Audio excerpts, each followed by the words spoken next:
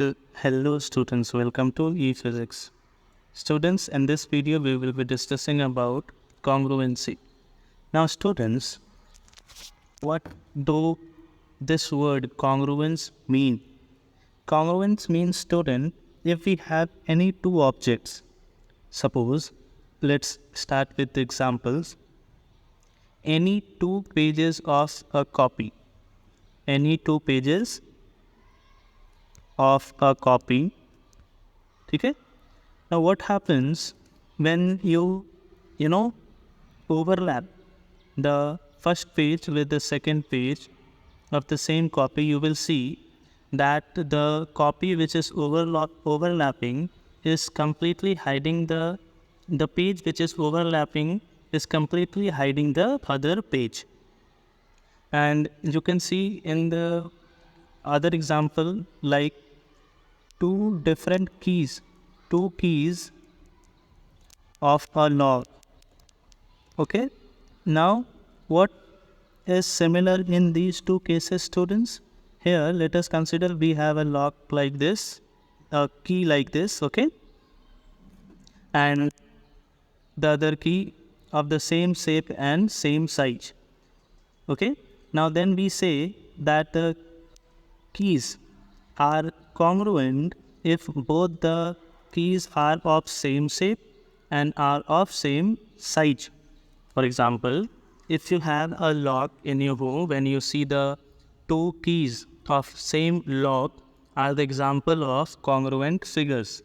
Okay, two pages of one copy are the example of congruent figures. Okay, now if you buy the blades, okay, the razor blades, two blades of same brand are congruent figures. Okay, now what do congruent figures means? Now if we have two figures, okay, any two figures having same shape,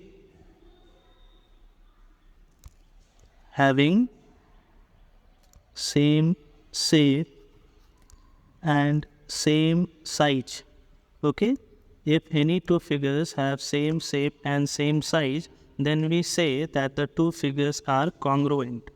Okay, now let's see few more examples from the study point of view. Now students, let's see the first example of two line segments. Okay, let us consider we have two line segments. Let us name it as AB, CD, and the length of the first line segment is 5 centimeter, and let us consider the length of the second line segment is also 5 centimeter. Now here when we talk about line segments, these are one dimensional figures. Okay, in one dimensional we are not concerned about the length, breadth, height. We are only concerned about any one of these length, breadth or height. Okay, here we are considering the length of the line, which is 5 centimeter in both the cases. And here students, the length of AB, line segment AB, is equals to length of CD. That is, the line segment AB can completely overlap CD, or the line segment CD can completely overlap AB. Here we can say it as AB is congruent to CD. Now the symbol of congruency is something like this. Okay, so this is how we write it, and we pronounce it as AB congruent to CD. Let's see the second example now. Suppose students, we have two angles. Let us name the first angle as AOB, and let us name the second angle as COD. And in both the cases, students, let us consider the angle is equals to 60 degree, and here also let us consider it to be 60 degree. In both the cases, students, we are completely seeing it. Let us consider few more things over here. Let us consider that the length of OB is equals to OD, and OA is equals to OC, and this measure is of course equal whether we make it a smaller one or we make it a larger one. If it is a 60 degree angle and it is a 60 degree angle, then the measurement from here to here, from this point to this point, and from this point to this point, the measurement will show 60 degree, and both the length of the arc will be equal. Okay, in this case, we can say that angle AOB is congruent to angle COD. Okay, now let's see few more examples. Now students, if we see the other example, let us consider about squares. Okay, two squares are said to be congruent. Let us consider we have a square A, B, C, D. Okay, each of length 4 centimeter. Okay, side 4 centimeter each. Let us consider the second square as P, Q, R, S. Let us consider again here it is 4 centimeter each, and let us consider the third square. Okay, let us name it as D, E, F, G, and let us consider the side here in this case is 5 centimeter each. In this case, students, we can clearly see that these two squares are of same length. The side of these two squares are of same length, and of course we are knowing that the angles, the interior angles of the square are equal, and they are equal to 90 degree in each of the cases. Here also it is 90 degree each, and here also it is 90 degree each. But in these three figures, we are seeing one thing which is not equal in all the three cases. That is, the length of the side of these two squares are of course same, but this side is not same. Therefore, we can clearly see it over here that the square ABCD is congruent to square PQRS, but it is of course not congruent to DEFG. Okay, DEFG. Clear? Now let's move to the other example now. Now let's consider two different rectangles, students. Let us name it as A, B, C, D. Let's consider the length is equals to 5 centimeter and breadth is equals to 3 centimeter. And in the second case as well, let us consider the name of the rectangle is PQRS, and the length is 5 centimeter and the breadth is 3 centimeter. And of course, we have been knowing that the interior angles of the rectangle are 90 degree each. And here in both the cases, we are clearly seeing it that the length in both the rectangles is same, that is equals to 5 centimeter each.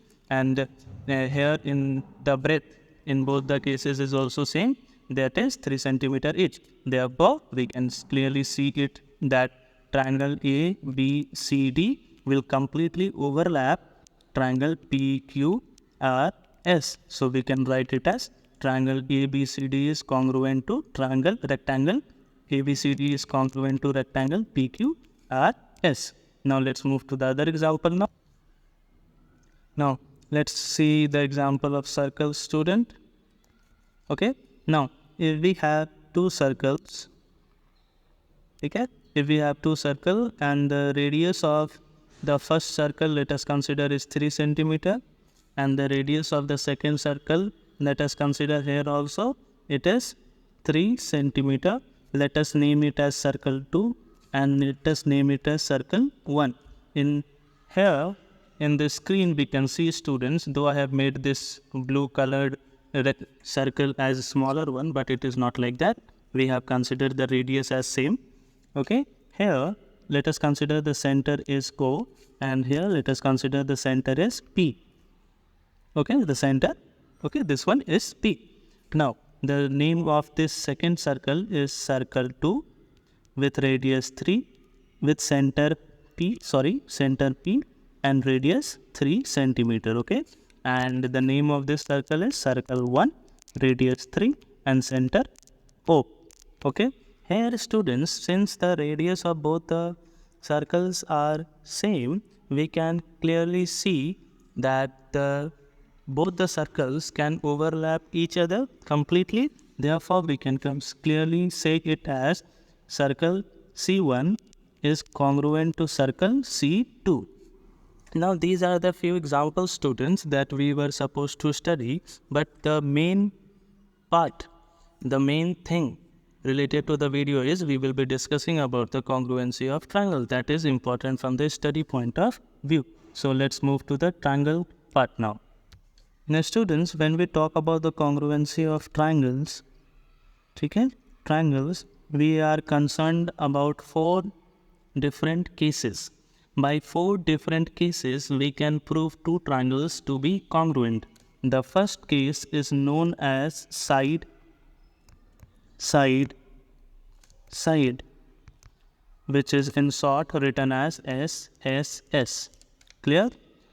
If we prove the 2 triangles corresponding sides, okay, all the 3 corresponding sides are equal, then the 2 triangles are congruent. We will discuss with the examples later on. First, in this slide, let's see the cases, okay. Now, the second case is, it is side, angle, side. We write it as SAS. And in the third case, it is like angle, side, angle. Here we can write it as angle ASA. And the fourth case is, which is I consider to be the important one because most of the students get confused in this, that is the right hypotenuse and the third one is side, that is RHS. This is not the right hand side, this is right hypotenuse side. So let's see one by one the 4 cases with the example. The first case is students SSS. Now suppose students, we have 2 triangles. Let's name it as A, B, C, and the other triangle, let's name it as D, E, F. Now, when we are talking about SSS means side, we will have to see students in both the triangles. The corresponding sides, all the 3 corresponding sides should be equal. Then we can say that these 2 triangles will be congruent by the criteria SSS, that is side. Suppose if we have, okay,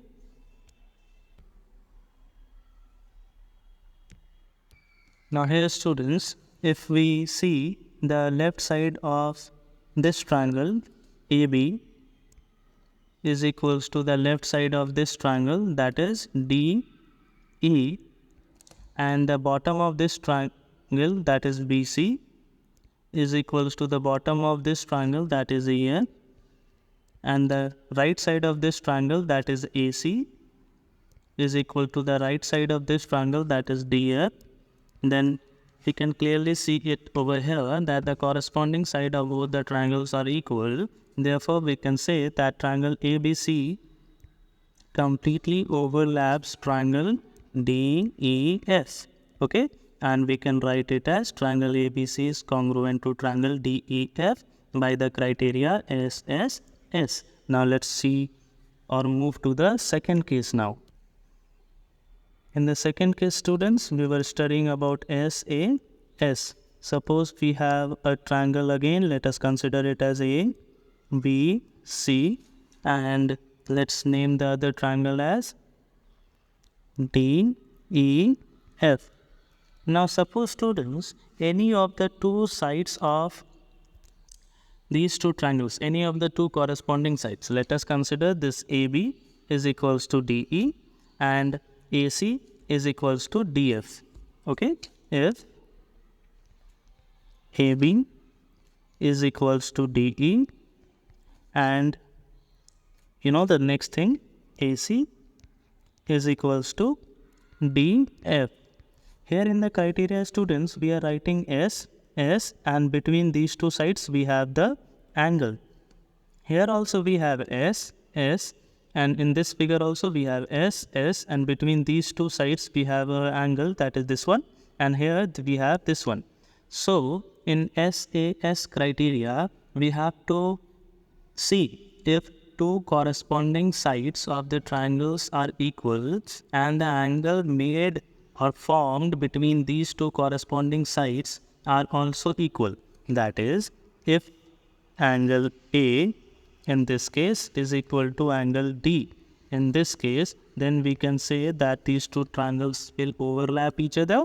That is, triangle ABC will be congruent to triangle DES. Clear? By the criteria SAS. Clear? Now let's move to the third part, or the third case of congruency of the triangle.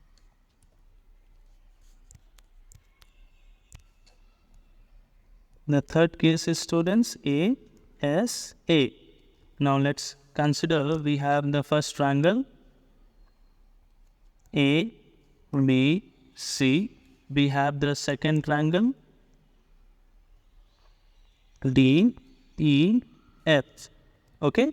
Now in these two triangles, students, let us consider the corresponding, any of the two corresponding angles. Let us consider angle B is equal to angle angle E, and angle C is equals to angle F. Okay, angle C is equals to angle F. And the line between these two angles, that is between angle B and angle C, we have this line, angle side BC.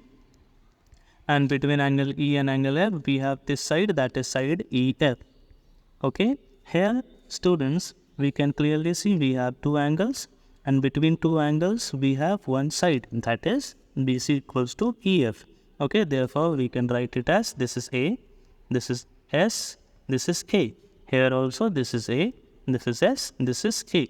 If this kind of thing happens, then these two triangles will overlap each other, and we can clearly say that triangle ABC is congruent to triangle DEF by the criteria of ASA. Clear? So let's move to the fourth case now. Now let's see the fourth case, student, that is RHS. RHS is only applicable for a right angle triangle, students. Okay. Now, if we have, let us consider two right angle triangles, A, B, C, right angle at B, and the second triangle, let us consider we have D, E, F, right angle at E. Then what happens, students? One angle is, of course, here we have the R, this is the R part, okay, that is angle B is equals to angle E, okay, this R part. And the hypotenuse part, students, if we have the hypotenuse in both the triangles, if the corresponding hypotenuse, that is AC, is equals to DF, and any of the two sides. Which two sides? These two sides. This one, or this one and this one. If any of these two sides are equal, let us consider we have KB is equals to DE, or we have BC equals to EF. These two must be there, and any one of these two must be there. Then we can say that triangle ABC will overlap triangle DEF, and we can say, or we can write it as triangle ABC is congruent to triangle DEF. So that's it with the theory part of the congruency of the triangles. In the next video, we will be discussing about few questions related to the congruency of the triangles, which is important from the examination point of view. So thank you very much for watching the video.